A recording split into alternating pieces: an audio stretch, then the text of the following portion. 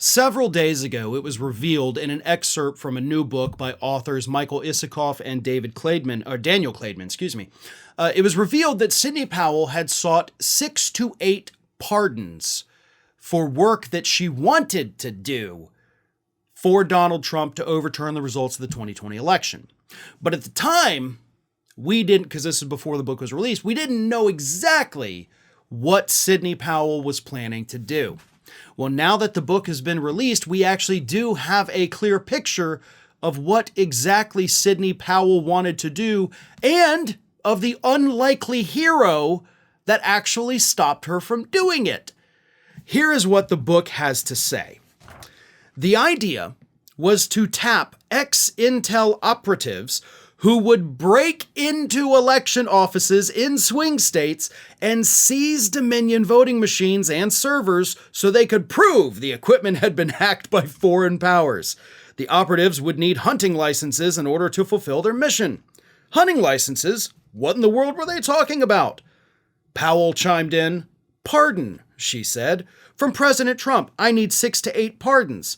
But these weren't ordinary pardons for past misconduct. They would be preemptive pardons, she explained, an advance permission slip from the president to protect the operatives from criminal prosecution in the future should any pesky prosecutors go after them for breaching an election office and stealing data. So, as I talked about earlier in this week, we didn't exactly know what Sidney Powell wanted to do, but she at least had the foresight to understand that it was going to be illegal. Well, now that we have the full context of it, Sidney Powell, according to the book, wanted to hire former Intel operatives. Maybe former FBI, former CIA, former military, we don't know. But basically take these black ops people and have them physically break into elections offices to steal voting machines so then they could prove all that fraud.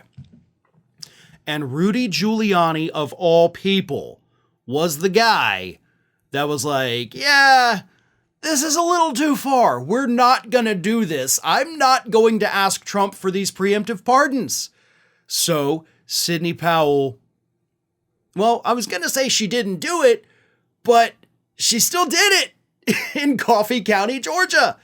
We know that she sent the people down there. They didn't have to break in. Nobody smashed any windows. Sidney Powell was able to get the Coffee County clerk, who's also been indicted in Georgia, by the way, to just open the door, let them come in, and have free reign of the machines.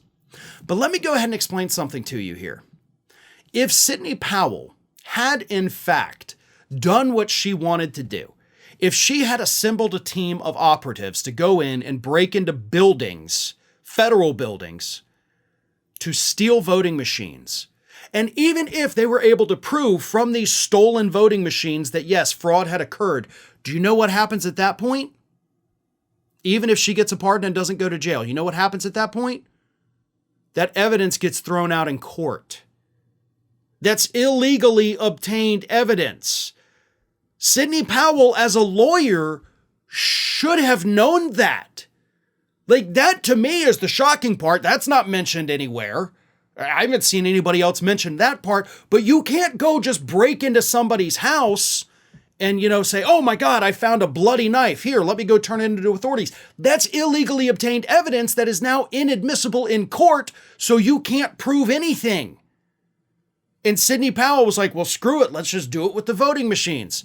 Let me get my hunting license and I'll send my boys down in there to smash some windows, grab the voting machines, and get the hell out of there. I'm actually at this point angry that Sidney Powell was given a plea deal in Georgia for, just only having to plead to misdemeanors.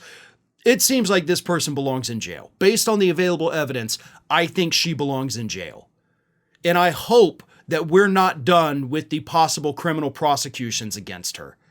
These allegations are massive. And again, a weird thing to say, but I gotta give props to Rudy Giuliani, as crazy as he is, for at least having enough sense to realize that Sidney Powell is somehow even crazier than him. Hi everyone, this here is little Athena, and Athena would like to know why you haven't subscribed to Fair and Balanced yet, so please, don't let Athena down. Subscribe today.